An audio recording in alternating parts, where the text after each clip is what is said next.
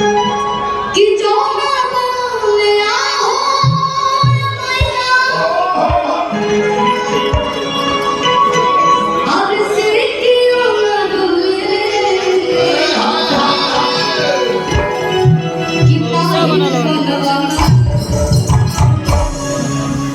आइए ना बहुत लोग बात कर सिर की हम देवरिया से बात गोरखपुर से बात तई सब लोग अपने क्षेत्र के गांव हम देवरिया जिला के हैं भातरादी से और लगातार एगो घर के ना एगो जिला के ना एगो देश के ना जितना भी लोग भोजपुरी सुनेला जानेला पहचानेला सम्मान करेला ओकरा खातिर हमनी के अर्पित बानी जा हमनी के